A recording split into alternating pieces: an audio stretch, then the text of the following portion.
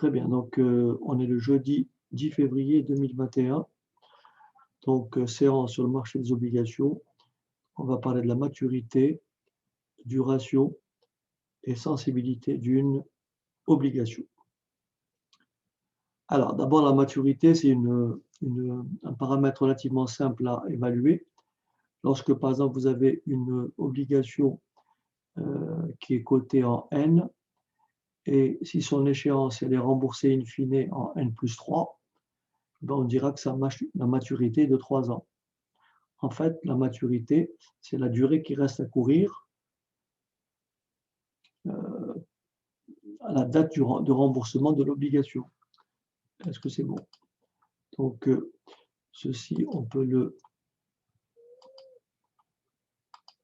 voir dans le polygone. Alors, comme, pardon, le polygone que je vous ai envoyé, comme il reprend plein d'éléments. Alors,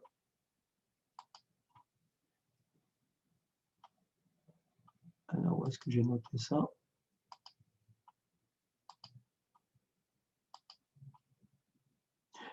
On a parlé aussi du taux actuariel, on en a parlé? Oui, oui. Ok. Voilà, la duration, mais avant la duration, il y a quand même la maturité. Comment ça se fait qu'elle n'y est pas? C'est marrant. Sensibilité, taux nominal, taux actuariel, prix d'émission, prix de vie.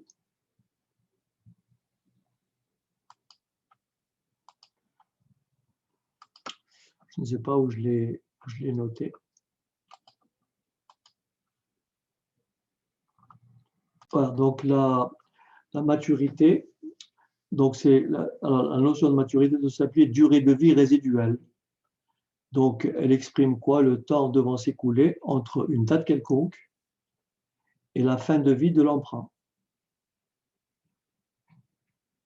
D'accord?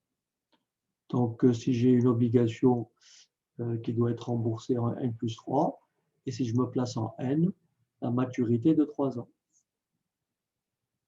Forcément, plus on se rapproche du remboursement final de l'emprunt, d'accord?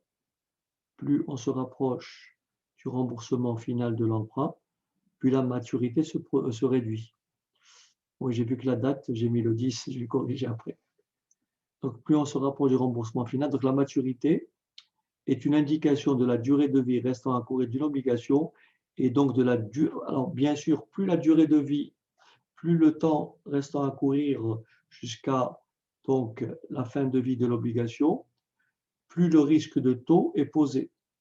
En fait, plus la maturité est grande, plus l'obligation est soumise à un risque de taux, donc plus elle est risquée. Est-ce que vous avez compris?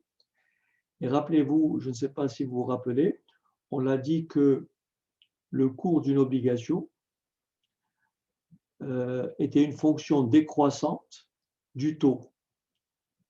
C'est-à-dire que lorsque le taux d'intérêt augmente, le cours de l'obligation chute. Lorsque le taux du marché diminue, le cours de l'obligation augmente. Ça, on en avait parlé.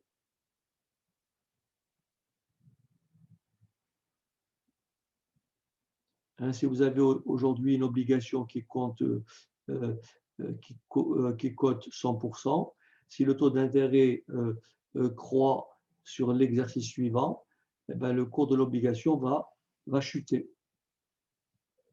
Donc, il y aura forcément, ça vaudra moins de 100%. Inversement, si le taux d'intérêt, si le taux du marché des obligations diminue, le cours de l'obligation va augmenter. C'est pour ça qu'on dit que le cours d'une obligation est une fonction inverse du taux. Le cours et le taux prennent des directions opposées. Lorsque l'un augmente, l'autre diminue. Donc ici, plus la maturité est grande, plus l'obligation sera susceptible d'être affectée par les variations de taux. Donc c'est pour ça que c'est écrit en bas, en conséquence, et de manière générale, plus la maturité est grande, plus le montant de la rémunération servie devrait être important. Parce que maturité grande est synonyme de risque élevé. Est-ce que ça va?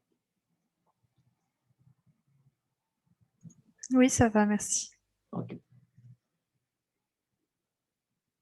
Tout le monde est OK?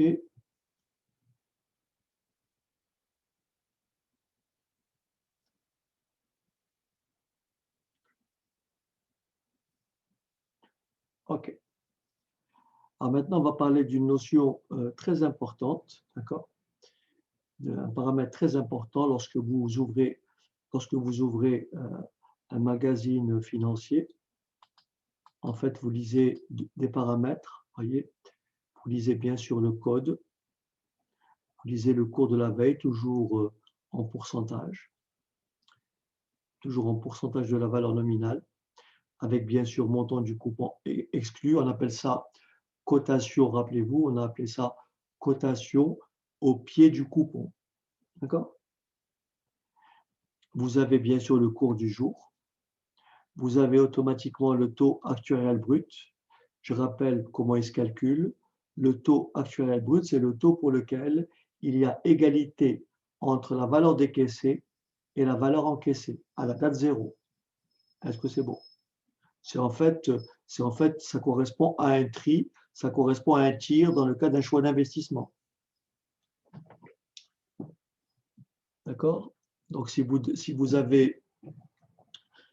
déboursez une somme X à une date et que cette obligation vous procure des coupons plus une valeur de remboursement, le, le taux pour lequel il y a égalité entre les deux valeurs s'appelle le taux actuariel brut. Ensuite, nous avons ici la vie moyenne en année. En fait, la vie moyenne en année, c'est tout simplement la duration. Vous avez après la sensibilité, on va expliquer ça après. Après, vous avez le mode d'amortissement, donc ça c'est in fine.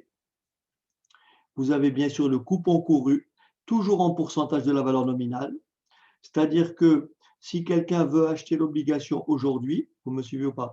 Si quelqu'un veut acheter l'obligation FR 89 955, si quelqu'un veut acheter cette obligation, il devra débourser quelle somme? Eh ben, 110,16 plus 3,041%.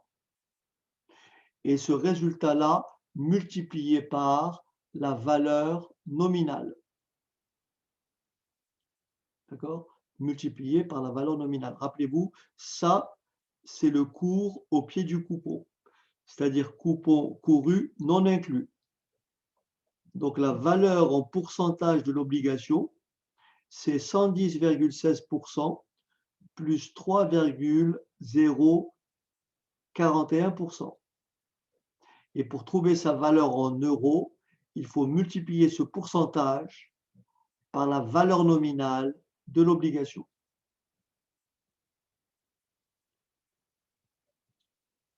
OK? Donc tous les paramètres qui sont là, on a vu comment on établit le cours la veille. On a vu comment forcément on établit le cours du jour. Ce qu'on va montrer aujourd'hui, c'est comment on calcule cette durée moyenne, qu'on appellera vie moyenne en année, qu'on appellera donc une duration. Et là, à côté, nous avons la sensibilité. OK?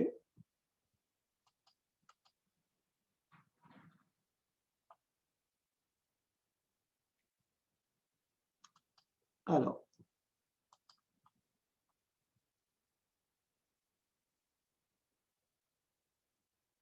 donc ça, je crois que cet exemple-là, on l'a vu ensemble pour le taux actuariel, vous vous rappelez? Oui, oui. OK. Alors, on va passer maintenant, je vais vous expliquer le principe de la duration.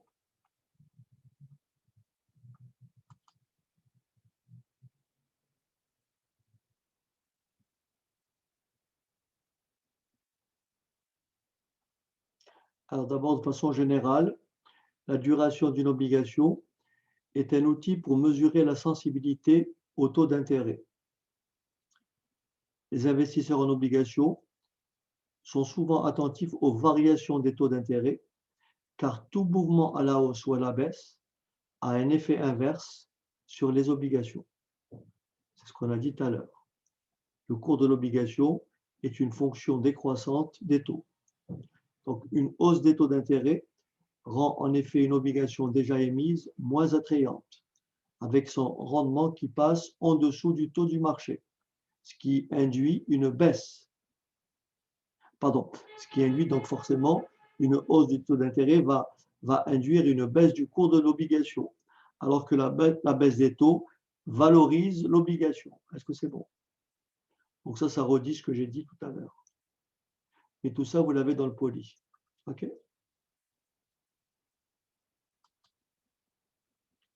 Alors,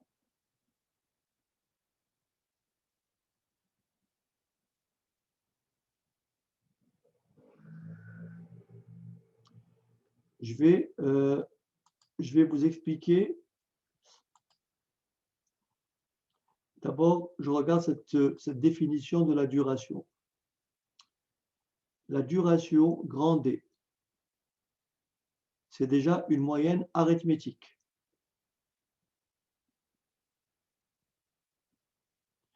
C'est une moyenne arithmétique. Donc, forcément, une duration, elle va s'exprimer en années ou en fractions d'années. Regardez le principe déjà physique pour que vous compreniez un peu l'esprit. En physique, lorsque vous prenez une barre, on va dire sans épaisseur, d'accord, et vous allez y mettre, si je mets des petits poids, je mets des masses tout le long,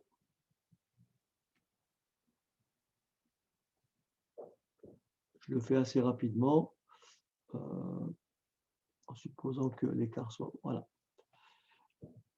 Donc ces masses-là, ces boules-là ont toutes la même masse.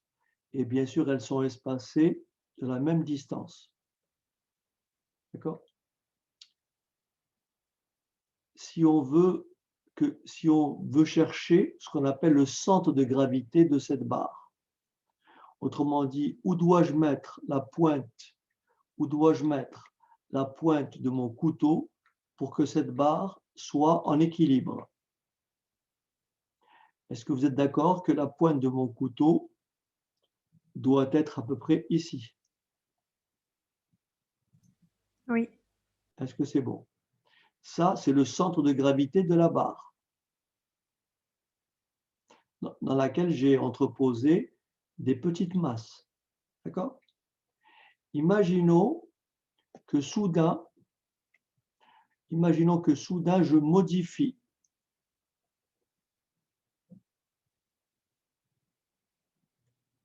Donc ici, imaginons que je mette une masse beaucoup plus importante.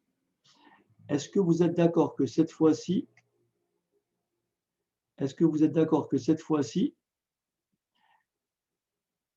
le point d'équilibre, le centre de gravité va se déplacer?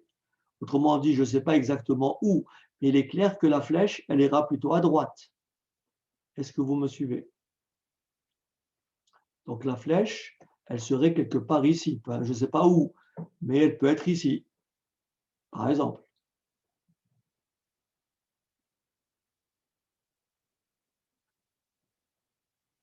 Donc ici, elle était pile au milieu, tandis que là, elle est un peu plus loin du milieu, parce que là, nous avons une masse plus importante.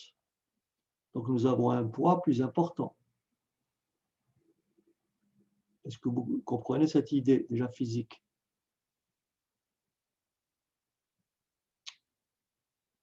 Donc en fait, ici, si je cherche les écarts ici, là, je cherche l'écart moyen. L'écart moyen, cette distance-là, est forcément la même que cette distance-là.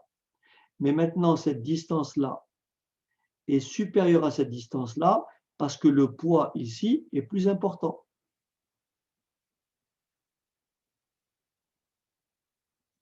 La distance de ce point au point d'équilibre, elle est plus longue là que là. Est-ce que intuitivement vous avez compris ça?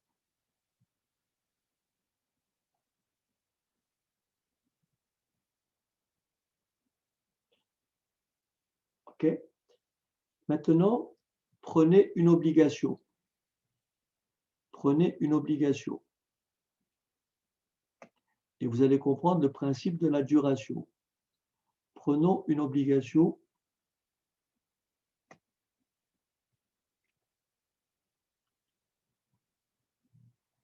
D'accord?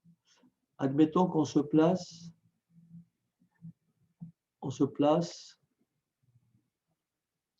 ici, je suis par exemple en N, N plus 1, N plus 2, N plus 3, et je vais m'arrêter en N plus 4. Donc tout le monde a compris que si je me place ici, la maturité est de 4 ans. La maturité est de 4 ans. Entre cette date et la date de fin de vie de l'obligation, c'est 4 ans. Est-ce que ça va? Donc ça, c'est la maturité. Vous êtes d'accord avec moi que cette obligation va tous les ans, elle va tous les ans servir un coupon d'intérêt. Donc ici, elle va servir un coupon. Ici, elle va servir un coupon. Et ainsi de suite.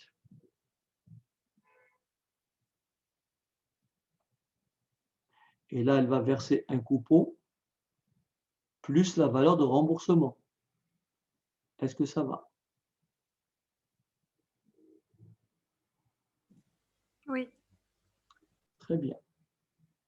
Là, je vais supprimer le n plus 1, le n plus 2, et mettre plutôt,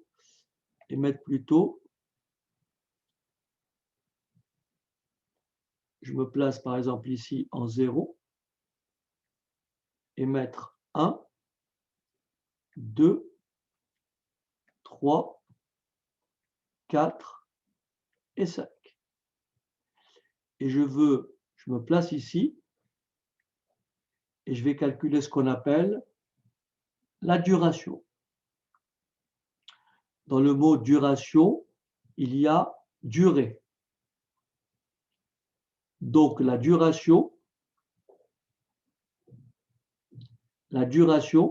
si admettons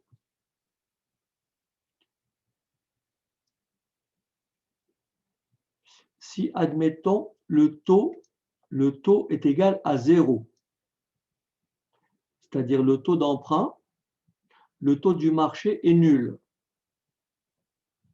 Vous me suivez ou pas? Si le taux du marché est nul,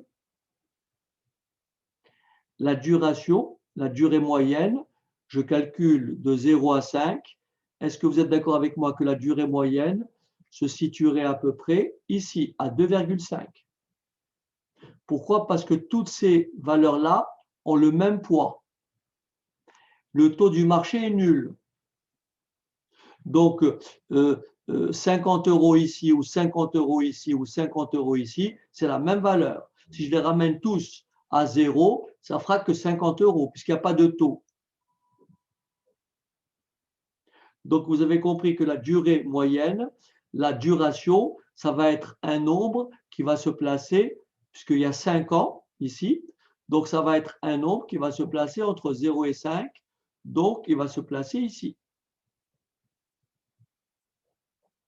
La duration dans ce cas-là, théorique, c'est 2,5 années. Est-ce que vous avez compris? Encore une fois, j'ai supposé que le taux du marché est nul.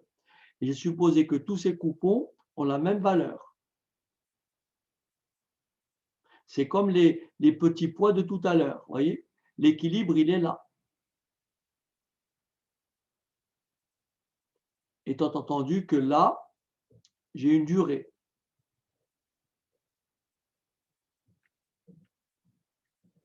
Le problème, c'est que ici, j'ai une valeur de remboursement.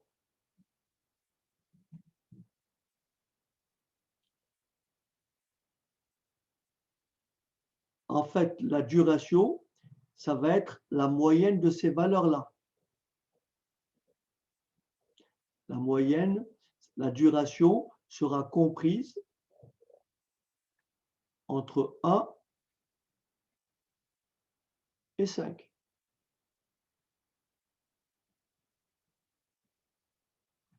C'est une moyenne entre 1 et 5. Mais je ne vais pas faire 1 fois C plus 2 fois C. Pourquoi? Parce que ces coupons-là, ils n'ont pas le même poids. Est-ce que vous êtes d'accord que 50 €, ça je vous l'avais expliqué déjà, 50 € dans 4 ans, ça n'a pas le même poids que 50 € dans un an. Est-ce que c'est clair? Ces 50 € pèsent plus que ces 50 €. Est-ce que c'est bon? Puisque cette valeur-là est plus proche de la date d'aujourd'hui. Actualiser ça, ça vous donnera plus que actualiser ça. Est-ce que ça va?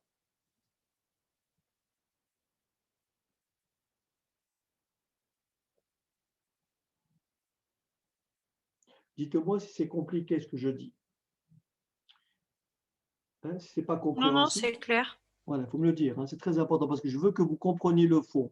Je ne veux pas simplement une formule bête et méchante, ça ne sert à rien. Les formules, elles n'ont aucun intérêt, si vous voulez. C'est ce que je vous ai toujours dit. Une formule n'a d'intérêt que parce qu'on peut l'expliquer, sinon ça n'a pas d'intérêt. Parce que la technique et la mécanique, je veux dire, ça n'importe rien. Vous pouvez expliquer comment on calcule une duration à n'importe qui, il suffit de lui donner le mode d'emploi, mais est-ce que c'est utile? Non. Donc, ce qui est important, c'est tout ce qui se trouve en amont. C'est pour ça que je prends un peu le temps pour que tout le monde ait compris. Mais n'hésitez pas à me le dire hein, si vous hésitez quelque part. Je ne veux pas aller trop vite, parce qu'une fois que vous avez compris, après, c'est des choses que vous pouvez retenir aisément. Donc, en fait, j'ai bien dit que ces 50 € valaient plus que ces 50 €. Je préfère recevoir 50 € aujourd'hui que 50 € dans 4 ans. Pourquoi? Parce que si j'actualise 50 € dans un an, ça vaut beaucoup plus que si j'actualise les 50 € dans 4 ans. Donc, ça veut dire que ce coupon-là a plus de poids que ce coupon-là. Et donc, si vous regardez bien, est-ce que vous êtes d'accord intuitivement par rapport à ce qu'on a dit tout à l'heure? Comme ici, j'ai une valeur de remboursement. Et la valeur de remboursement en général représente l'essentiel du prix de l'obligation. Le coupon en soi est très faible par rapport à la valeur de remboursement. Est-ce que vous m'avez compris? Donc, en fait, compte le poids le plus lourd, c'est plutôt le dernier poids qui comprend la valeur de remboursement. Donc, si vous regardez bien la définition, la duration est la durée moyenne des échéances. Donc, c'est la moyenne des échéances. C'est la moyenne de 1, 2, 3, 4, 5. C'est la moyenne de 1, 2, 3, 4, 5. Mais avec des coefficients. Voyez? Admettons que ça soit des notes. C'est des notes. Et on vous demande de faire la moyenne. Mais on vous dit, si toutes les notes-là ont le même coefficient, la moyenne, c'est 1 plus 2 plus 3 plus 4 plus 5 divisé par 5. Mais si je vous dis que ces notes-là ont des coefficients, vous allez calculer ce qu'on appelle une moyenne arithmétique pondérée. Admettons que là, je vous dise, cette note-là a un coefficient égal à 2, cette note-là a un coefficient égal à 1, celle-ci, elle a un coefficient égal à 5, et celle-ci, elle a un coefficient égal à encore à 1, et celle-ci, elle a un coefficient égal à 8. Ben, quelle est la moyenne? C'est 1 fois 2, plus 2 fois 1, plus 3 fois 5, plus 4 fois 1, plus 5 fois 8, plus la somme de tous ces coefficients. Est-ce que ça va? C'est comme ça qu'on calcule une moyenne. Mais ici, il se trouve que les coefficients, ce sont les coupons. il se trouve que les coefficients, ce sont les coupons. Mais je ne peux pas prendre ce coupon-là et ce coupon-là en lui donnant le même poids. C'est la raison pour laquelle la duration, c'est la moyenne arithmétique des échéances des flux financiers. Donc, c'est la moyenne arithmétique des échéances de ces flux, qui sont 1, 2, 3, 4, 5, pondérées par leurs valeurs actualisées respectives. Ça veut dire que 1, je l'écris au-dessus, l'échéance 1, elle sera pondérée par 1 plus le taux du marché puissance moins 1. Ce coupon-là sera pondéré par 1 plus le taux du marché puissance moins 2. Ce coupon-là sera pondéré par 1 plus R puissance moins 3. Enfin, 1 plus R puissance moins 4. Et enfin, 1 plus R puissance moins 5. Donc, si je veux calculer la duration, je vais donc faire une moyenne de ces durées, mais que je vais pondérer par leur valeur actualisée. Je l'écris. Donc, la duration, pour notre exemple, la duration, donc, grand D. La duration D est égale à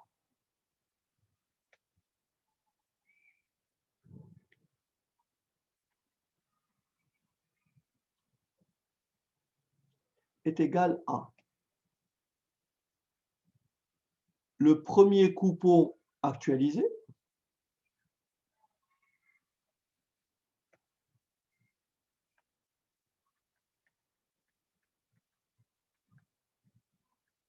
plus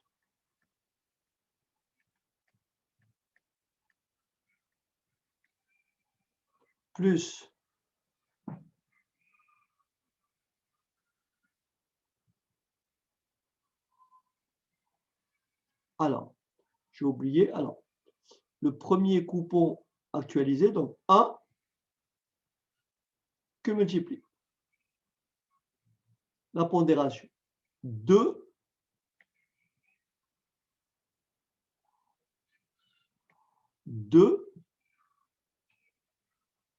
que multiplie le poids.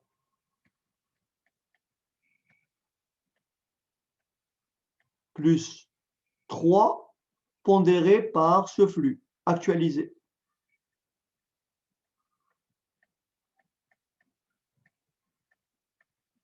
Plus 4 pondéré par le flux actualisé. Et enfin, plus C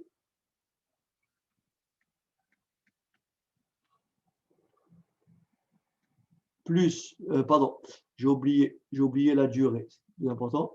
J'ai oublié la durée ici, plus 5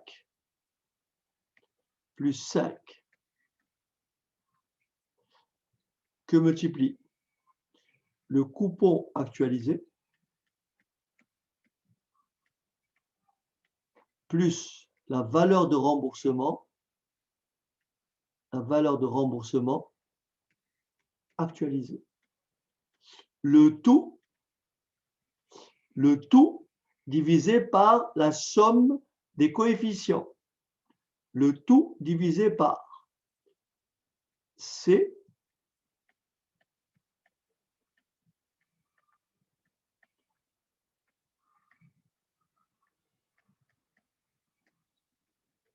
je ne les écris pas tous, plus le dernier coupon, donc C plus R,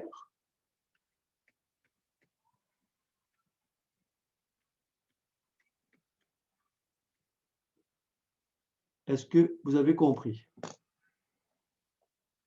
voyez, en fait, je fais la moyenne, regardez bien, je fais la moyenne de 1, 2, 3, 4, 5, pondéré par les flux à venir actualisés.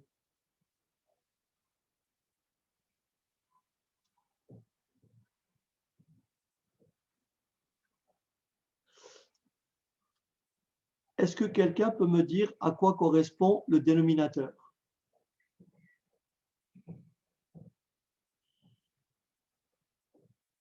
À quoi correspond le dénominateur?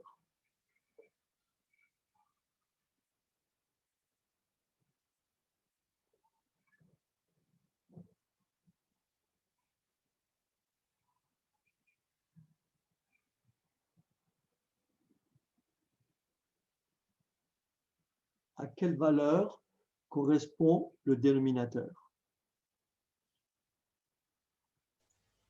Au flux financier futur qu'on va recevoir sur ces 5 années. C'est quoi ça, Chris? Quel est- C'est la somme Qu'est-ce que des... qu'est-ce que c'est exactement ce qui est au dénominateur? Très important. Regardez les flux.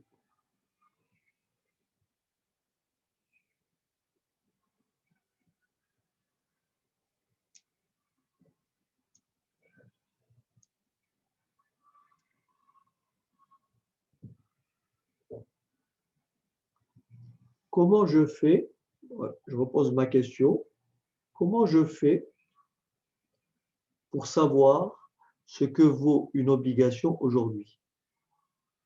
Comment je fais pour évaluer, sachant que le taux du marché c'est R, comment je fais pour savoir quel est le cours d'une obligation aujourd'hui? Je l'actualise. On actualise quoi? Bah, les... Oui, c'est ça, on actualise quoi? Oui, Oui. Les... exactement. Les coupons futurs, Exactement, on actualise les flux futurs, on est d'accord. Est-ce que tu es d'accord que les flux, je me place aujourd'hui, si je veux savoir combien il faut payer pour cette obligation, je n'ai qu'à actualiser au prix du marché les flux futurs. Donc le dénominateur, c'est quoi? Ben, c'est la valeur de l'obligation. ah, la valeur de l'obligation est actualisée à la date zéro. Oui, c'est la valeur de l'obligation aujourd'hui. Ok. Je me place aujourd'hui. Je suis sur le marché, on est d'accord. Je me place sur le marché aujourd'hui. Je sais que j'ai une obligation qui va verser ce coupon. Sa maturité, c'est 5 ans. On est d'accord. Sa maturité, c'est 5 ans. Je sais qu'elle va verser ce coupon. On est d'accord.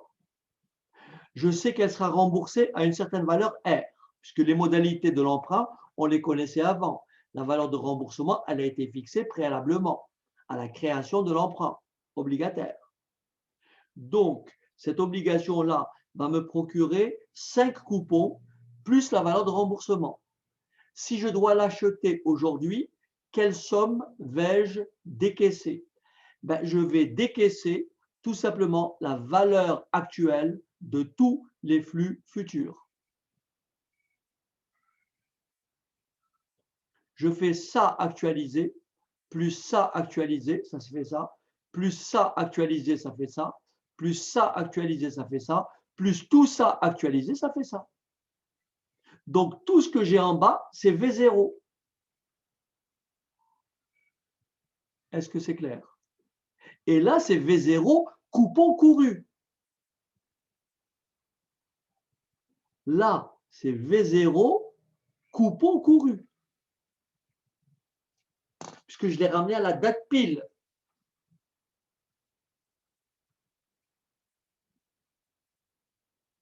C'est pas clair?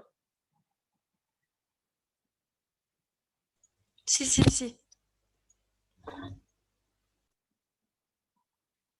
Mais encore une fois, n'hésitez pas. Parce que moi j'insiste, ce qui me plaît, c'est qu'on comprenne ce que je fais. Il ne faut pas que ce soit un cours style, voilà, on a fait ça, puis c'est terminé. Il faut vraiment qu'il en reste quelque chose. Et ça, c'est au prix des questions que vous pouvez me poser. Donc, s'il y a la moindre interrogation, n'hésitez pas.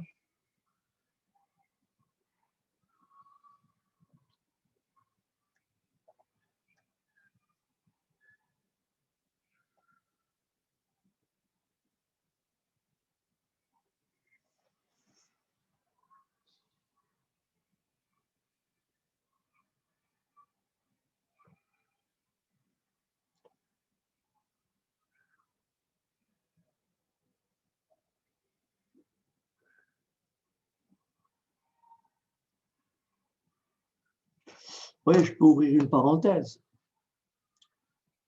Je peux ouvrir une parenthèse. Je peux ouvrir une parenthèse et vous dire, regardez bien, on est, et je complique délibérément pour vous montrer comment ça marche. On est le 10 février. 10 février. Du coup, en plus, Bérénice m'a corrigé. On est le 11 février.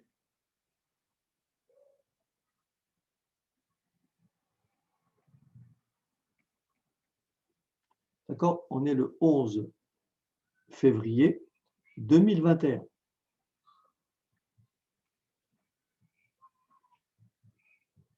OK. J'ai une obligation qui verse un coupon le 1er janvier de chaque année. Est-ce que vous êtes d'accord? J'ai une obligation qui verse un coupon le 1er janvier de chaque année. Est-ce que ça va? Sa valeur nominale est de 1 000 euros. Le taux nominal est de 5%. Cette obligation, elle est remboursée in fine au-dessus du pair. La valeur de remboursement est de 1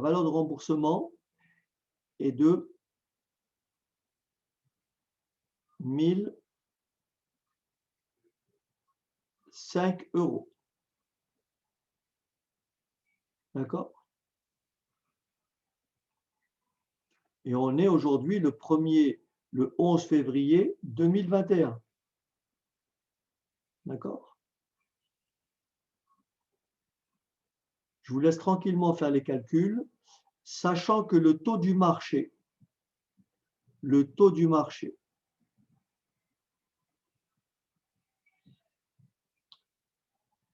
d'accord? Sachant qu'il est de 5,5%. Question, quelle somme faudrait-il débourser pour acquérir cette obligation le 11 février 2021? Je vous pose la question et je vous laisse réfléchir. Et donc, une fois que vous avez répondu à cette question, le calcul sera simple. Est-ce que tout le monde a compris que le mois de février ici, comme ça finit à 2021, c'est une année qui n'est pas bissextile? Par conséquent, le mois de février va compter 28 jours.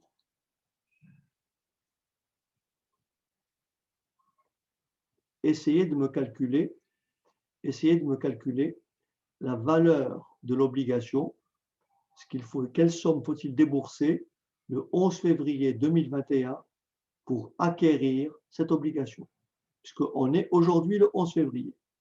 Je veux acheter cette obligation, je veux l'acquérir. Combien je dois débourser? Allez-y, je vous laisse. Il me manque quelque chose. Et qu'est-ce qui manque? Il manque une chose importante. D'accord? C'est quoi?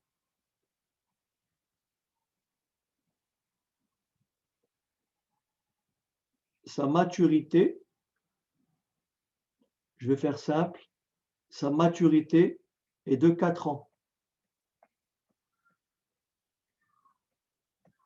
C'est-à-dire qu'il reste à courir 4 ans après 2021. Donc son échéance, c'est donc 2021, vous rajoutez 4 ans, on va faire très simple, on va aller jusqu'au 1er janvier. Au 1er janvier, donc elle est remboursée in fine. Le 1er janvier, je rajoute 4 ans, ça nous mènerait vers où? Elle est remboursée à quelle date? Remboursée le 1er janvier combien? Donc là, j'étais au 1er janvier, 2021. Là, je suis le 1er janvier 2022. Donc 23, 24, 25. Voilà. Elle sera remboursée le 1er janvier 2025. OK? Voilà. Donc là, c'était le 1er janvier. Donc là, on est en février, on est ici. Donc, nous avons effectivement 4 échéances à courir. OK? Voilà. Question. Quelle somme faut-il débourser aujourd'hui pour acquérir cette obligation? Bien sûr, on rajoutera à notre décompte 3 jours ouvrés. On va rajouter 3 jours ouvrés.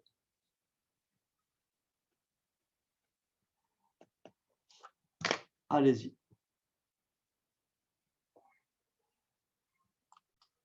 Alors, je vais juste vous soulager. Ne tenez pas compte de ça. Voilà. OK? Parce que ça va nous polluer. Donc, répondez simplement combien coûte cette obligation le 11 février 2021 en intégrant les paramètres que j'ai indiqués ici. OK? Ouais, il faudrait m'indiquer qu'est-ce que tu as pris comme raisonnement.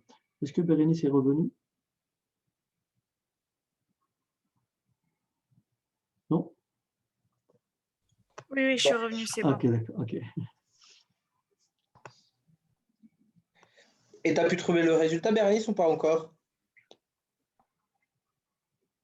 Non, pas encore. Pas encore. Et Thomas, Bon, qu'est-ce qu'il fait? on attend un tout petit peu alors. Ok. Et Ludovic, qu'est-ce qu'il fait? Ludovic, Thomas. Ok. On va le faire ensemble. Regardez bien. Regardez bien. Vous m'arrêtez. Hein? En fait, je vous ai toujours expliqué, dans ces cas-là, toujours ne pas hésiter à faire un axe temps. D'accord? Donc, je fais un axe temps. OK? Et là, pour faire simple, je vais me placer au 1er janvier. Donc là, je suis en janvier 2021. Donc là, je suis en janvier 2022. Janvier 2023. Janvier 2024. Janvier 2025. Le dernier coupon a été détaché ici. Je me place ici, je mets la date où je veux évaluer mon obligation. La date ici, c'est le 11 février 2021. Est-ce que vous me suivez jusque-là? Oui, oui.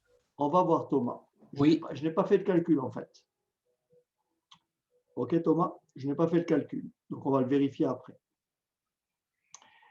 Est-ce que vous êtes d'accord que le coupon s'élève à 50 €? Donc là, j'aurai 50. Là, j'aurai 50. Est-ce que ça va? Ici, pareil, 50. Et ici, 50 et 1005. Est-ce que ça va? Ce sont les flux futurs.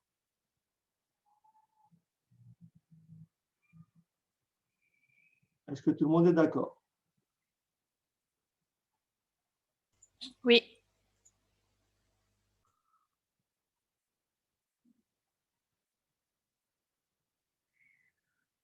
Est-ce que tout le monde est d'accord avec ce schéma?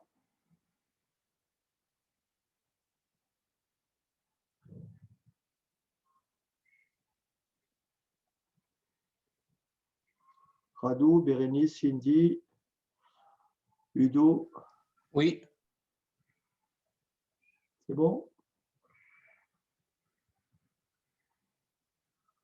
Encore une fois, je veux savoir, je veux connaître le prix de mon obligation à cette date. OK? Je peux m'amuser à actualiser comme ça.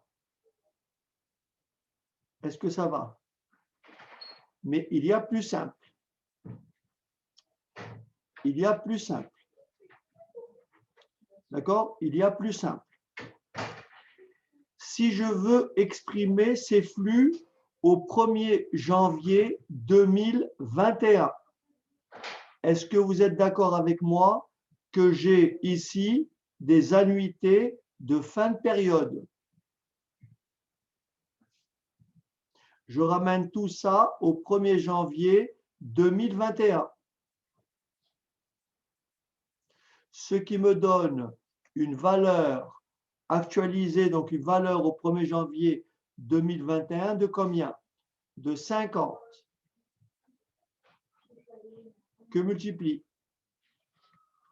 1 moins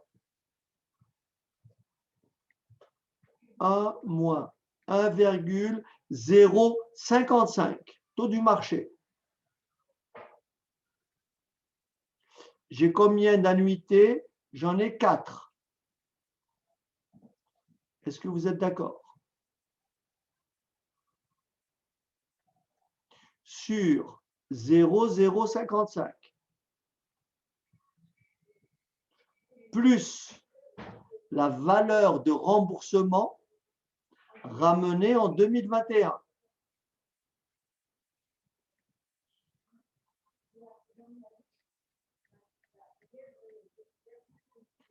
Est-ce que tout le monde est d'accord pour dire si mon obligation, si je veux la coter au 1er janvier 2021, d'accord, hors coupon, bien sûr le coupon étant déjà perçu, sa valeur ça aurait été celle-ci.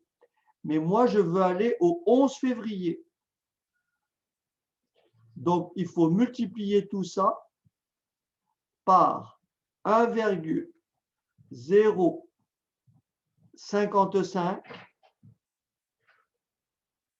exposant 11 sur 365. Est-ce que c'est clair? Et voilà la valeur de votre obligation. Puisqu'il faut capitaliser après, il faut ramener cette valeur, il faut la capitaliser sur 11 jours. Est-ce que tout le monde a compris ce raisonnement? Ce raisonnement-là, je vous l'ai déjà appris. On a manipulé des quantités. Et ça sert à ça, en fait. C'est pour ça que tout ce qu'on a fait en mathématiques financières est essentiel. Vous m'entendez? Oui, on t'entend, Thomas. Oui, oui, on t'entend.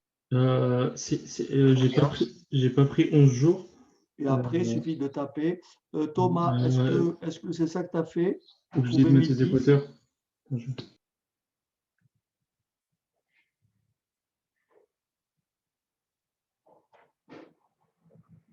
Ah, pardon. Pardon. Oui, Thomas. Oui, moi j'ai pas mis 11 jours parce que c'était 1er janvier, non? 1er janvier ou 11 février. Tu avais 10 jours. Non, mais si on commence au 1er janvier, il y a tout le mois de janvier, 31 jours. Et Ah oui, c'est vrai. Non, j'ai fait une erreur, donc effectivement, je suis désolé. Du 1er janvier au 31 janvier, je suis désolé. Ça fait donc 30 jours, ça fait donc 41 jours. C'est ça, Thomas? moi j'ai mis 41, je suis désolé. Du 1er janvier au 31 janvier, ça fait, vous me suivez? Du 1er janvier au 31 janvier, ça fait 30 jours. Et vous rajoutez 11 jours, je suis désolé, ça fait 41 jours. OK. Et du coup, je m'étais trompé aussi, mais c'était par contre mon erreur, c'est que j'avais pris 5% et pas 5,5. Mais Ah, sinon, d'accord. j'avais OK. fait la même chose. OK. Mais sinon, tu as tenu ce raisonnement-là.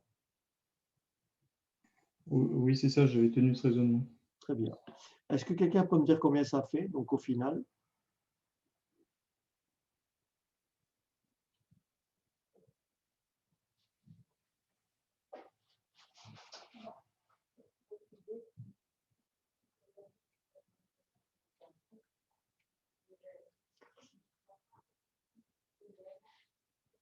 Ça nous fait donc un résultat, ça nous fait une valeur de 992,46 €. Voilà. Qu'est-ce qui explique la valeur en deçà de la valeur nominale? Car le taux du marché, n'est-ce pas, est supérieur au taux nominal. Donc il y a une baisse de cours. Est-ce que vous m'avez compris? Hein, le taux du marché est supérieur au taux nominal, ce qui explique une valeur donc une cotation inférieure à la valeur nominale.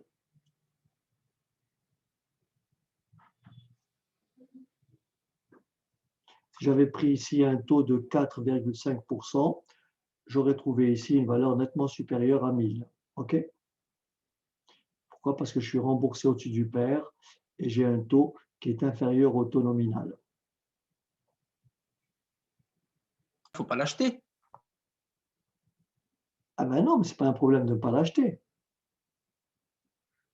Justement, des personnes vont acheter cette obligation, ils vont la payer, mais pourquoi ils ne l'achèteraient pas? S'ils décident, non, une obligation qui est cotée, il y a forcément des preneurs. Oui, c'est sûr, mais je veux dire, Non, si c'est en deçà du taux du marché, c'est que c'est pas non, bon. c'est pas ça. Mais justement, c'est ça la compensation. Ça veut dire qu'en fait, pourquoi elle coûte moins cher? Tout simplement, mais les gens, quand ils vont l'acheter, ils l'ont payé en dessous du prix. Pourquoi? Parce qu'il y a un rendement, le marché offre un meilleur rendement pour ce type d'obligation. Donc, il est normal qu'on les paye moins cher. Mais la personne qui va l'acheter aujourd'hui, elle va espérer que le taux du marché va chuter après. Il va spéculer. Je vois. Et oui, le taux du marché ayant augmenté, donc le cours d'obligation a chuté. Mais si la personne qui va acquérir cette obligation fait le pari que demain, ce taux du marché va chuter, donc il y a de fortes chances qu'il gagne. Mais en revanche, celui qui l'a acheté, je ne sais pas s'il a acquis et le taux du marché était à 4,5, là, il aura perdu. Le vendeur aura perdu. Mais si la personne qui vend, si la personne qui cède son obligation veut le faire à perte, c'est parce qu'elle n'a pas d'autre possibilité, parce qu'elle a besoin de liquidité, par exemple. Lorsqu'on détient une action, on ne la vend pas forcément avec une plus-value. On peut s'en débarrasser alors qu'on a perdu. Pourquoi? Parce que peut-être qu'on veut limiter la casse. Eh oui. Mais la personne qui va l'acheter, à juste titre, elle la paiera moins cher parce que justement, le marché est plus rentable que le marché des obligations équivalentes est supérieur à ce que propose l'obligation mise sur le marché. C'est pour ça que l'acquéreur la paiera moins cher, en espérant que demain, ce taux baisse. Vous avez compris, Radou? Oui, je vois. Ah oui.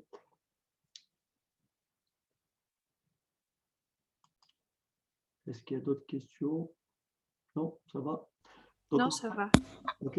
Donc, c'est pour revenir à notre formule de duration tout à l'heure. Donc, pour revenir à notre formule, alors, est-ce que c'était là? Donc, en fait, à notre schéma, encore très rapidement.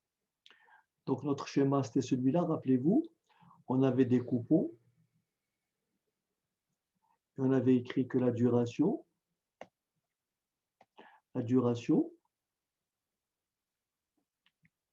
c'était donc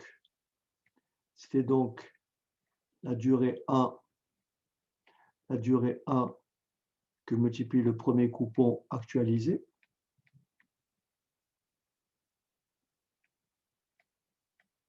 plus la durée 2 pondérée avec le deuxième coupon actualisé, plus, etc., etc. Si on prend une durée de 5 ans, plus la 5e échéance, pondérée avec le coupon actualisé. Mais il ne faut pas oublier, bien entendu, sans oublier la valeur de remboursement actualisée. Pardon, sans oublier. Donc là, je mets ça entre facteurs. 5 facteur 2, C fois 1 plus R puissance moins 5, plus grand R fois 1 plus R puissance moins 5. Puisque le dernier flux c'est le coupon plus la valeur de remboursement, qui est pondérée par la durée, divisé par les flux actualisés.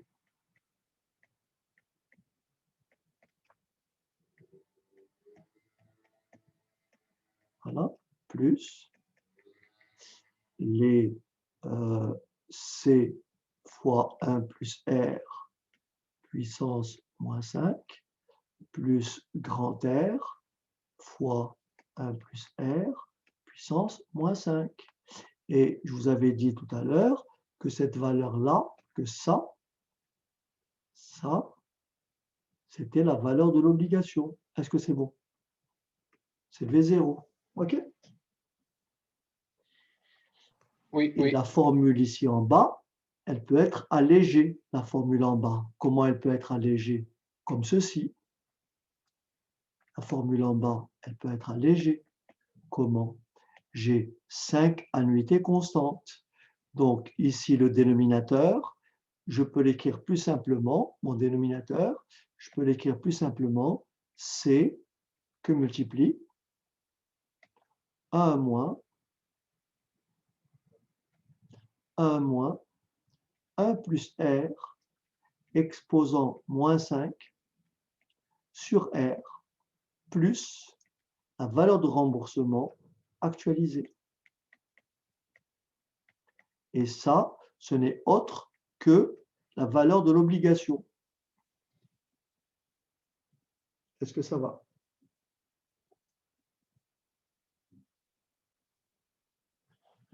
Oui. D'accord?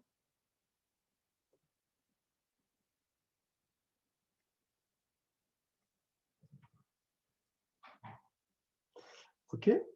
Alors maintenant, un peu plus de formalisme mathématique. Donc là, j'ai un peu formalisé.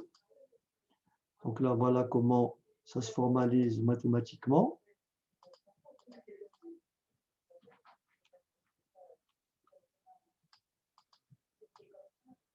Voilà.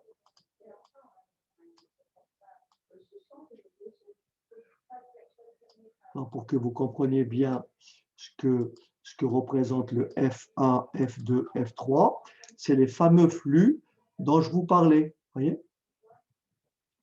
Les fameux flux dont je vous parlais. Donc ici, vous avez,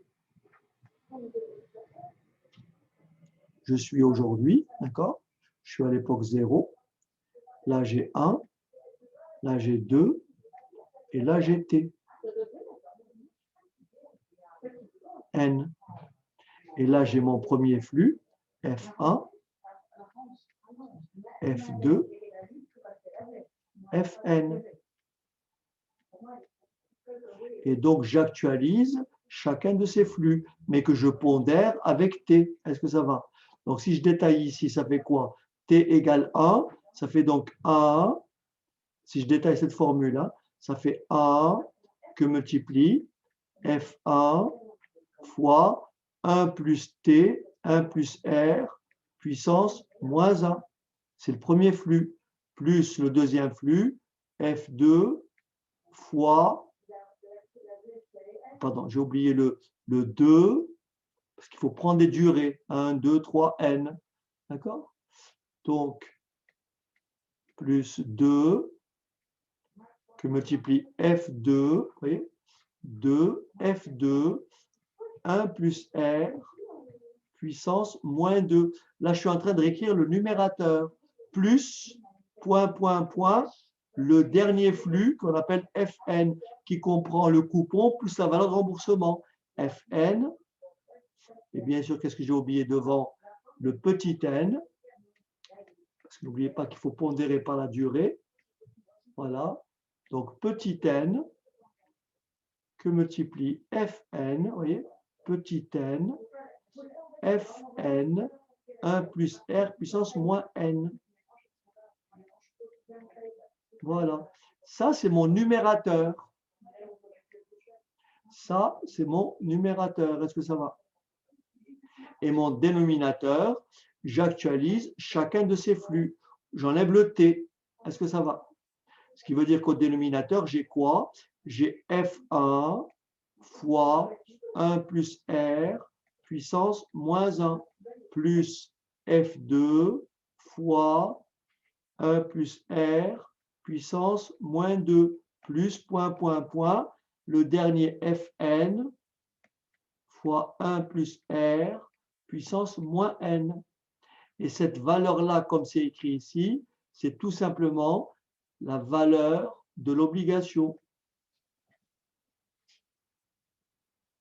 Est-ce que c'est clair? Et Oui. c'est ça la duration.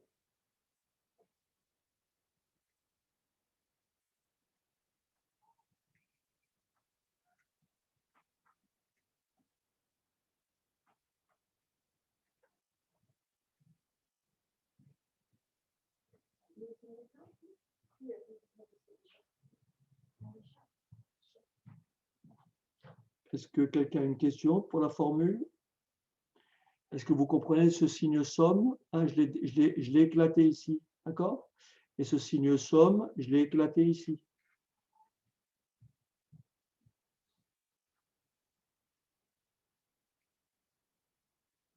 Cindy, Ludovic, Oui, oui, c'est bon. Merci. t'as compris, ça va? Pas trop dur? C'est pas facile, mais ça rentre.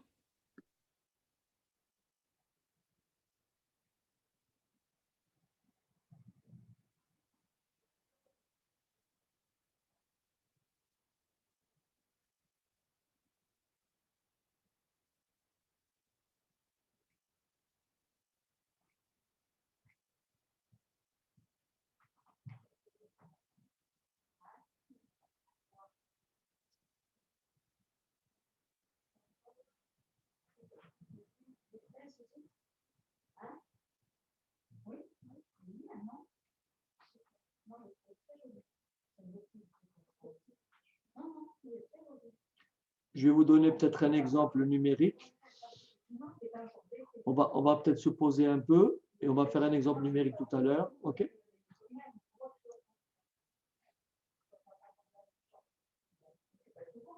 D'accord? OK, donc là, vous avez un exercice. Ce que je vous propose de faire, c'est déjà d'essayer de répondre à la première question, comme je viens de le faire. Et ensuite, si vous voulez bien, on traitera ensemble la deuxième question. D'accord? Donc déjà, essayez de travailler avec la première question pour un peu intégrer ce qu'on a vu précédemment. OK? Et ensuite, ensemble, on fera la deuxième question.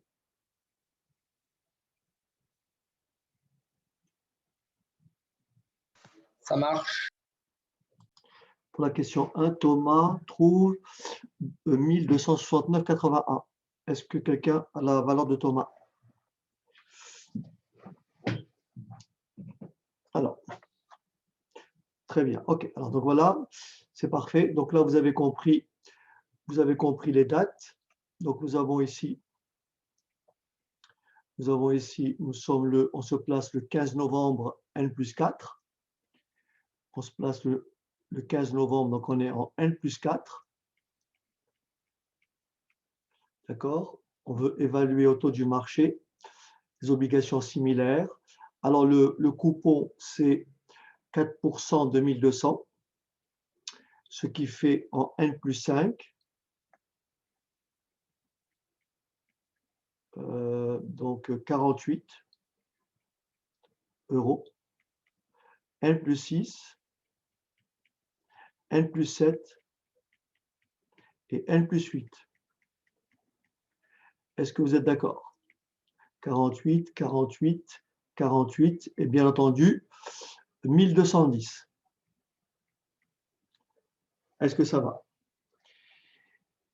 Et donc, le taux du marché pour des obligations similaires est de 3,7%. Donc, tout le monde a compris que là, j'ai 4 annuités de fin de période. Si je veux savoir quelle est la valeur de revente de cette obligation en N plus 4, la valeur de revente de cette obligation en N plus 4, c'est tout simplement la valeur actuelle de ces 4 annuités constantes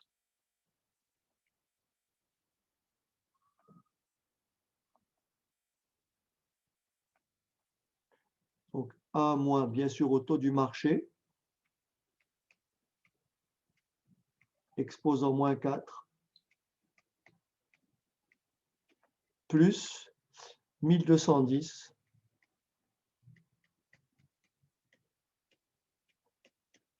est-ce que c'est ça qui fait 1269? C'est ça? Est-ce que vous êtes d'accord?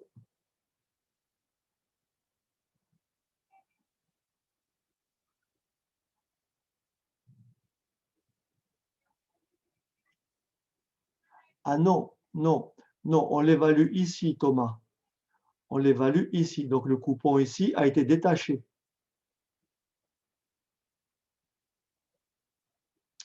On l'évalue le 15 novembre 2004. Ce coupon a été détaché, n'est-ce pas? Donc ça, c'est les coupons à venir. Puisque là, le coupon a été détaché, donc remis à son détenteur.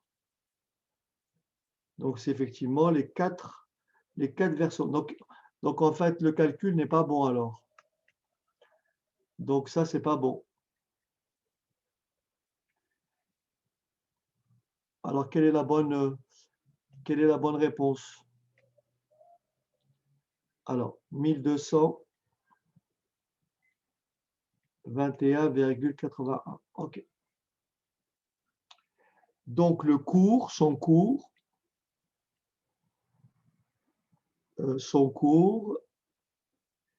est de 1221,81 sur 1200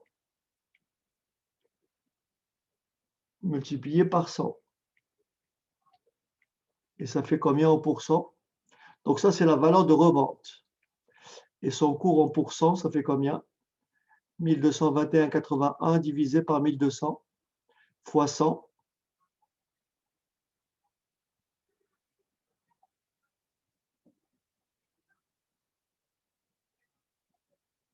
Ça fait combien?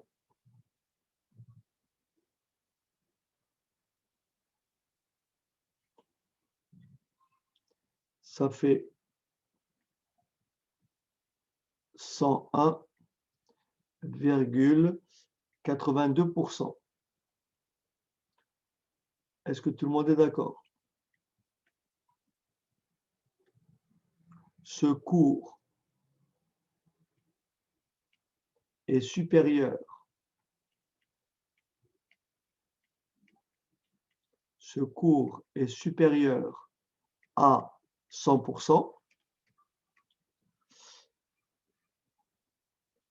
car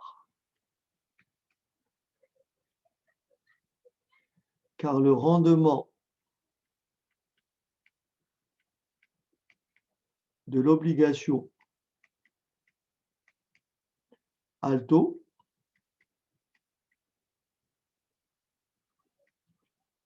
car le rendement de l'obligation Alto est supérieur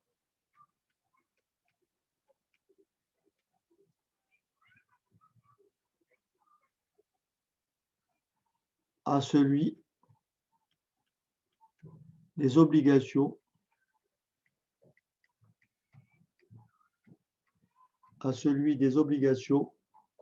émises en N plus 4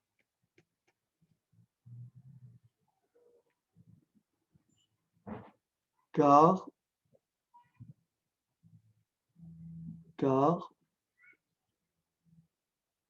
son taux nominal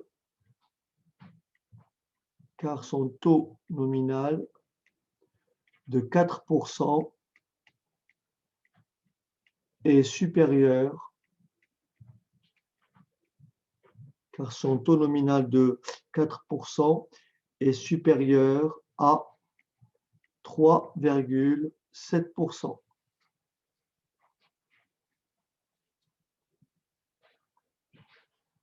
Avec en plus une prime de remboursement.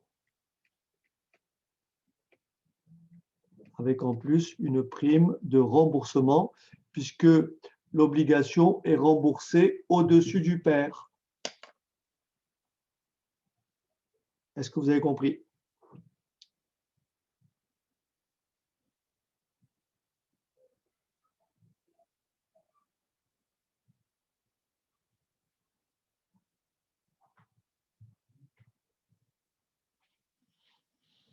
Autrement dit, qu'est-ce qui se passe? C'est ce que je vous avais expliqué.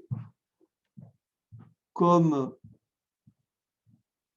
le rendement, comme le taux du marché des obligations similaires est de 3,7%, d'accord?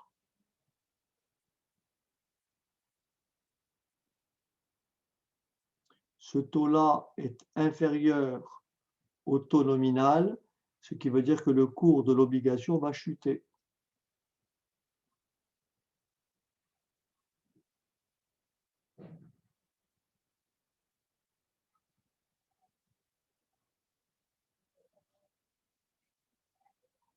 D'accord?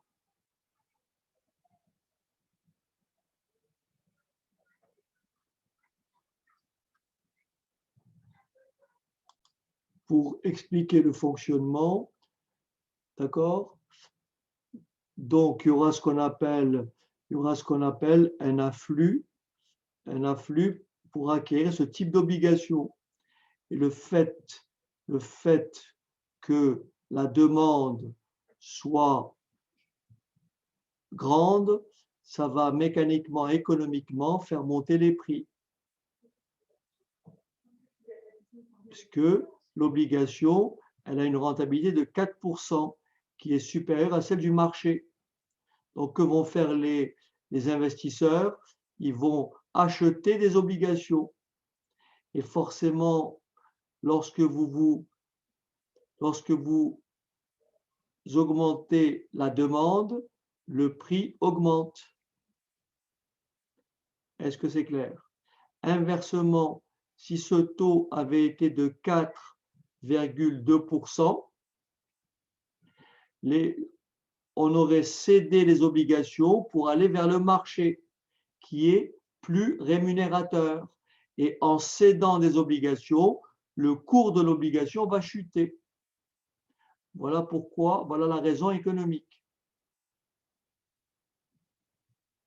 Donc ici, nous avons un taux du marché qui est inférieur au taux nominal, ce qui explique un cours au-dessus de 100%. Est-ce que vous avez des questions? Tout le monde a bien compris?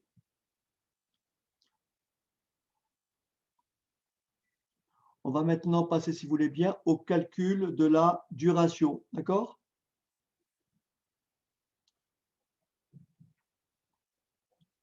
On va passer au calcul de la duration.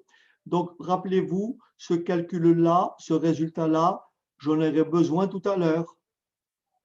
Vous vous rappelez, dans la formule de la duration, ça va être mon dénominateur. Est-ce que c'est clair? Cette valeur-là, ça sera mon dénominateur, rappelez-vous.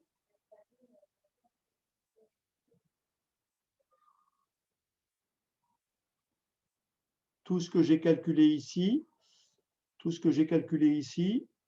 c'est ce qui se trouve là. OK?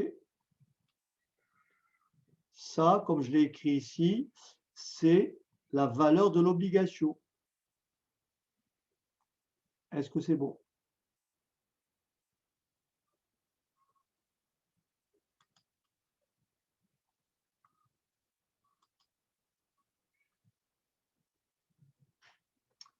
Alors, on va donc calculer la duration. Tout le monde m'a suivi, il n'y a pas de souci? Il n'y a pas de problème? Cindy, Ludovic, Radou, je n'entends plus. Radou a disparu.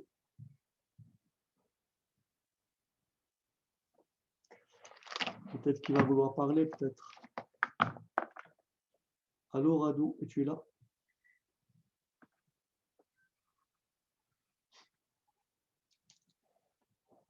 Radou. Il n'est plus là. Bon, Adou, tu te caches où? c'est ça. Exactement. Plus d'habitude, il intervient. C'est marrant qu'il soit. Alors, rappelez-vous, alors on va faire un tableau. Bérénice, tu sais où il est, Radou?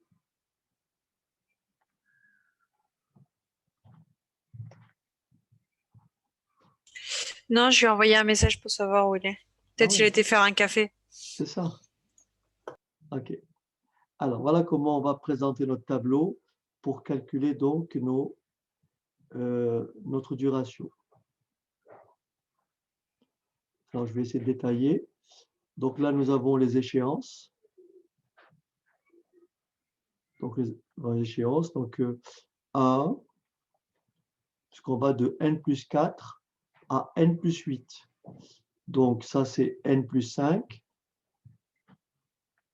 n plus 6, n plus 7 et n plus 8. Est-ce que vous êtes d'accord?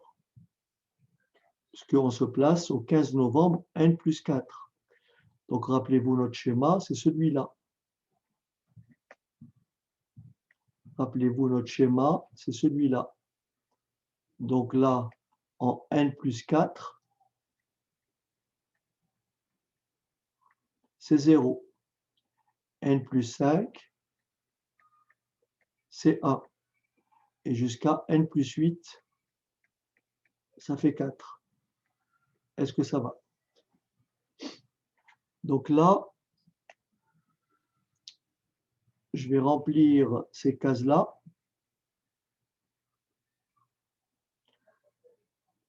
Et là, je vais écrire d'abord mes flux. Ce que j'ai appelé dans la formule. Ce que j'ai appelé dans la formule. Les flux F1, F2, F4, Fn.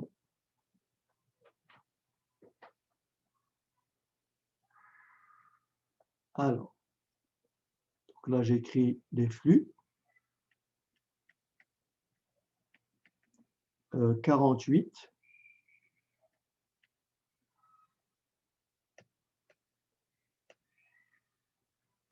48. 48. 48.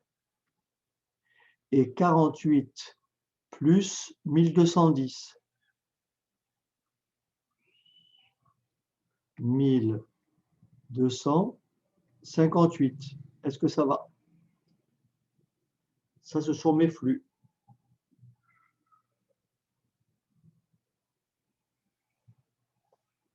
Maintenant, je vais calculer ici mes flux actualisés.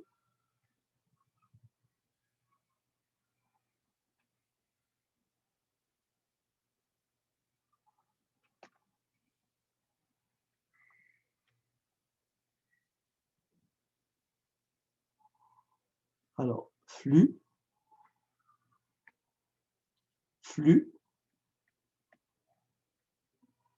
actualisé.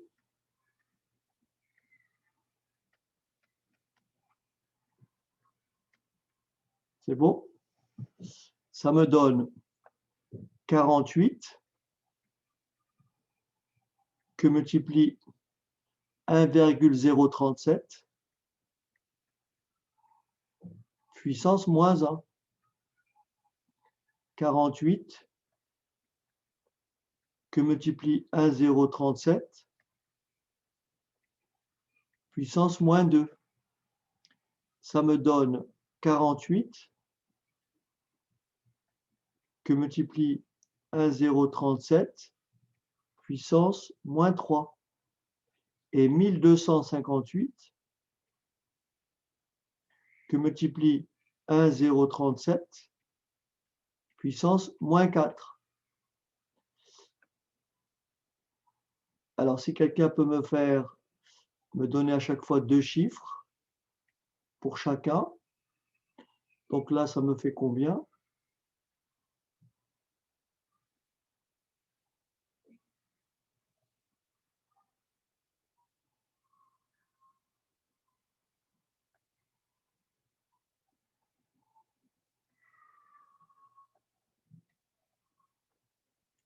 Ça me fait quelle valeur? 48 fois 1,037 puissance moins 1.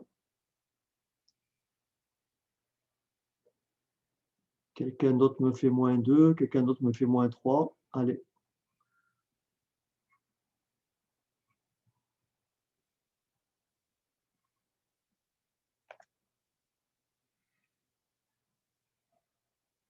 Il n'y a pas une âme charitable qui va me dire combien ça fait là?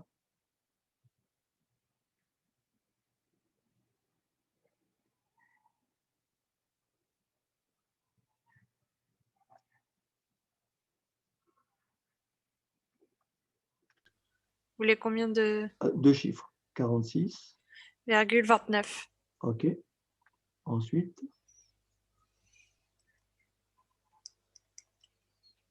OK. 44,64. Merci. Ensuite. 43,04. 0,04. Et enfin.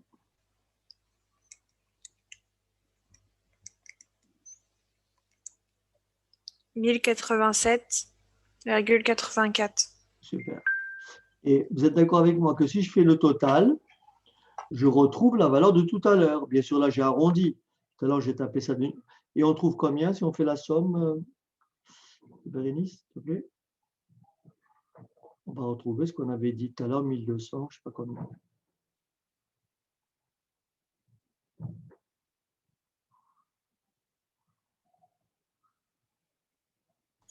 « 1221,81. » Voilà. Donc ça, c'est la valeur de l'obligation au 15 novembre, N plus 4. Tout à l'heure, on avait trouvé, je crois, 80 combien tout à l'heure? 80,80. C'était ça? OK. 81 aussi. OK, très bien. OK, je me dis avec l'arrondi. Alors maintenant, on va pondérer les durées, on va les pondérer par les flux actualisés. Et là, je détaille. Donc là, on va faire ceci.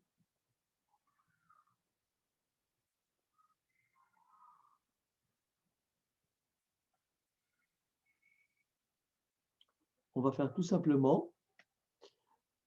Donc là, je vais appeler ça, la valeur, je vais l'appeler T, la durée. Et là, le F, je vais l'appeler le flux. Et là, je vais l'appeler le flux actualisé. Plutôt, c'est celui-là. Celui-là, c'est le flux actualisé. Donc, je vais faire, non, pas le flux actualisé. Oui, flux actualisé. Je vais donc faire T que multiplie FA. Donc, je vais faire 1 que multiplie 46,29. 2 fois 44,64 plus 3, pardon, que multiplie 43,04. Et enfin 4 que multiplie 1087,84. Et ça fait combien au total?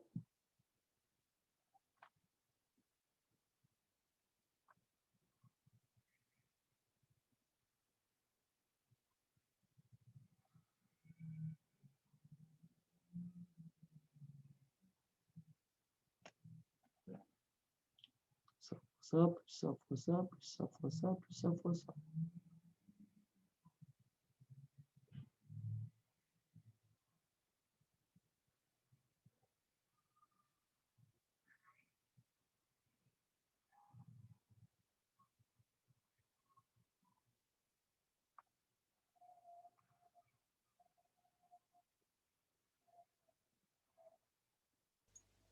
Ça fait 4616,05.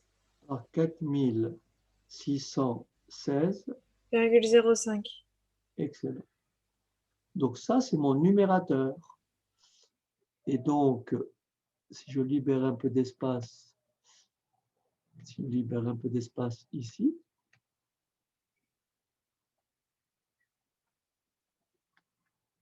voilà. Donc la duration D est tout simplement égale à 4616,00, c'est ça? Divisé par 1221,81. Et ça fait combien?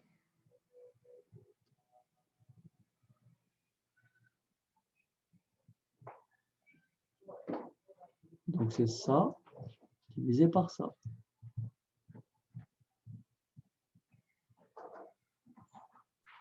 3,78. 3,78. Voilà. La duration, bien sûr, ce qui est logique, on sera beaucoup plus proche de 4 que de 1. Pourquoi? Parce que le poids ici est beaucoup plus important.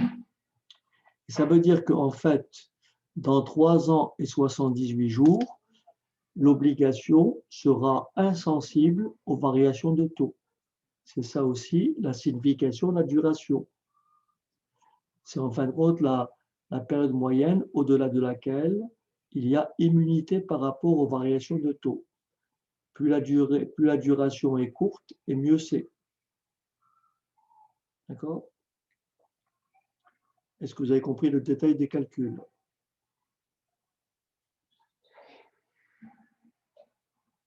Donc le tout, c'est de bien organiser son tableau, c'est tout en fait. Quand on a défini la duration, on va parler de sensibilité. Donc je vais la définir et je vais reprendre ce calcul-là pour calculer la sensibilité. Je vous le dis tout de suite, dans la foulée, pour calculer la sensibilité, la formule, je vais l'expliquer après. La formule de la sensibilité, c'est tout simplement S égale à un signe moins, la duration divisé par 1 plus le taux du marché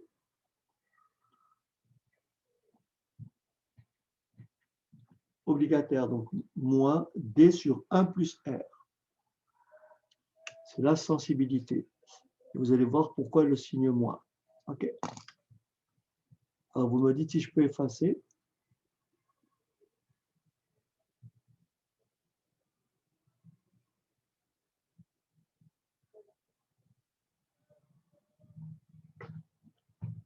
Est-ce que Rado est revenu? Toujours pas.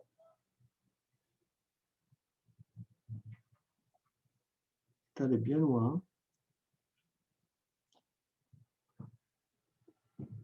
OK pour Thomas. Cindy, Ludovic, je peux effacer. Bérénice.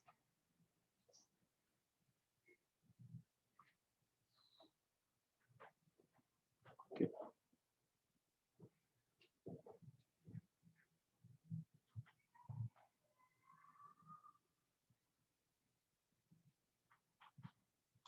OK. Alors, on va donc poursuivre.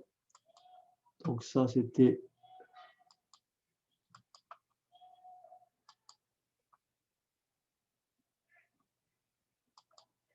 alors, Une fois la duration calculée, il vous sera alors facile de déterminer la sensibilité de la valeur de l'obligation pour une variation de 1% du taux d'intérêt du marché. Donc, en effet, la relation est égale à, donc la sensibilité est égale à moins D sur 1 plus R. R représentant le taux du marché et D la duration. La sensibilité permet ainsi de connaître la valeur future d'une obligation en utilisant différents scénarios de taux d'intérêt. Tout à l'heure, si je calcule par rapport à mon exemple, on a dit que S, c'est moins D. Donc, ça fait, rappelle-moi, Bérénice, c'est 3, combien? 78. Merci. 3,78 divisé par 1,037, c'est ça? 3,7% le taux du marché.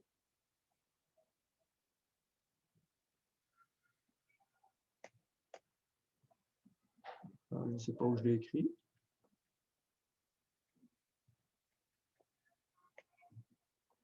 Oui, 3,7%. D'accord? Donc, et ça fait quelle valeur? S égale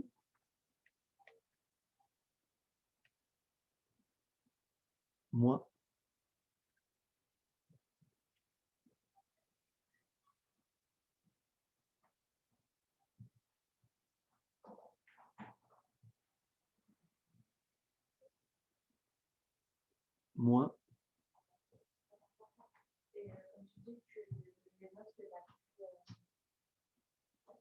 ça divisé par ça.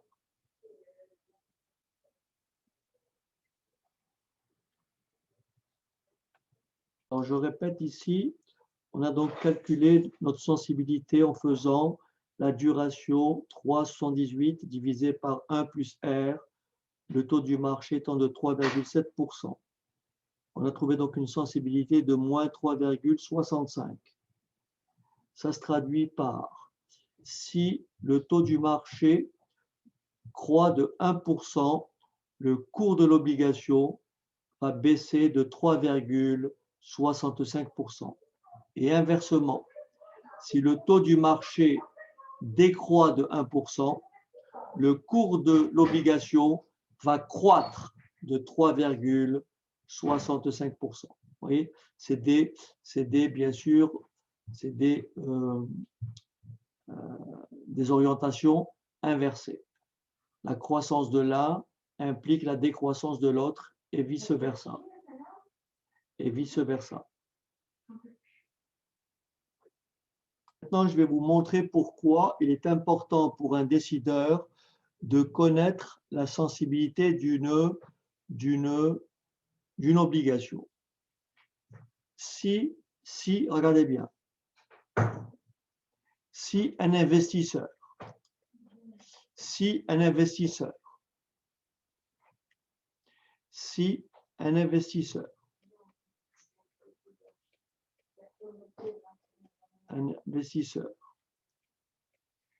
prévoit ou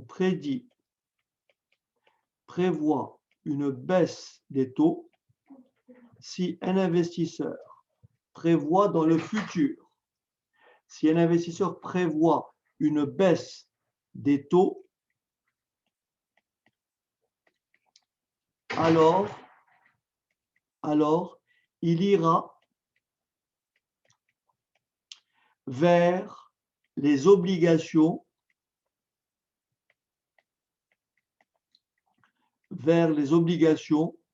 à forte sensibilité.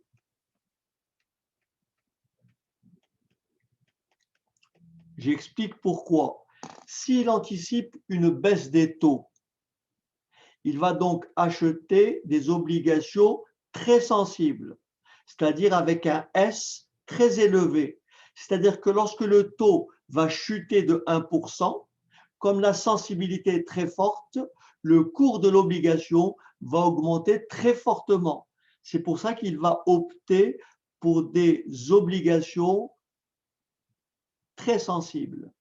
En revanche, si un investisseur prévoit une hausse des taux, s'il prévoit une hausse des taux, il ira vers les obligations les moins sensibles. S'il prévoit une baisse des taux, il ira vers les obligations les moins sensibles pour justement, si jamais la hausse des taux se confirme, c'est pour atténuer la baisse. Puisque vous savez très bien que si les taux montent, le cours baisse. Donc, si on anticipe une baisse, on va vers les obligations très sensibles, à forte sensibilité. Si on anticipe une hausse des taux, on se dirige ou on va vers les obligations à faible sensibilité. Est-ce que c'est clair? Je crois l'avoir écrit un peu plus loin dans le poly. Alors, est-ce que je l'ai écrit ici?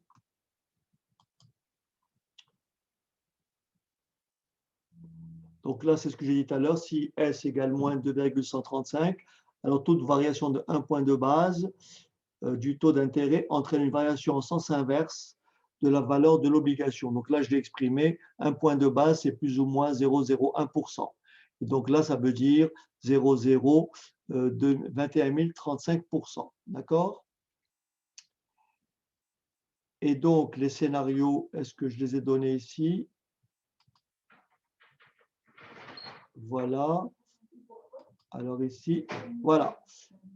Donc, les gestionnaires de portefeuille font des paris sur l'évolution des taux.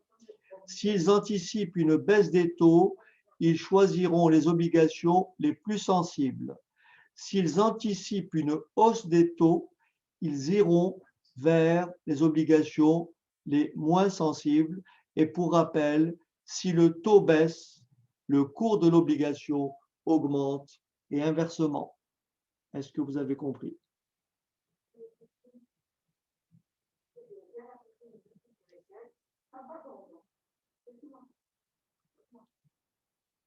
Hein, donc tout ça, vous l'avez dans le poly. OK?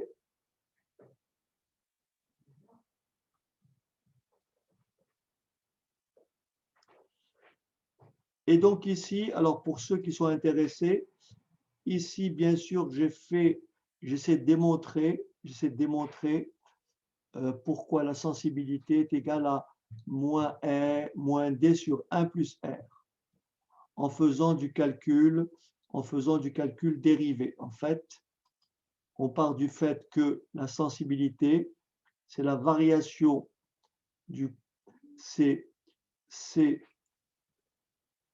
le taux de variation d'une obligation pour une variation, c'est la variation du cours d'une obligation pour une variation du taux. C'est tout simplement S égale dV sur V divisé par dr. En fait, et là vous avez vu que la sensibilité, c'est la dérivée de la valeur de l'obligation par rapport à R.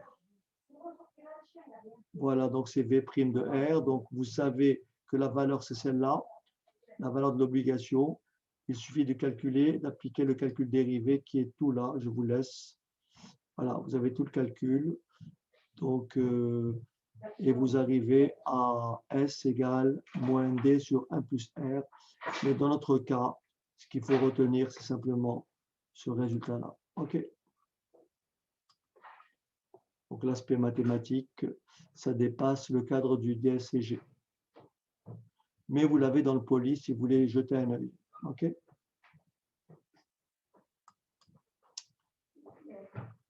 Est-ce que tout est clair?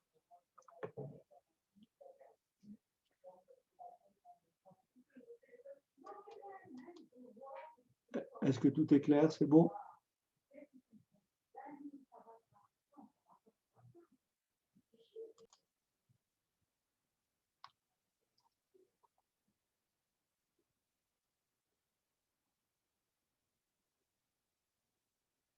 OK?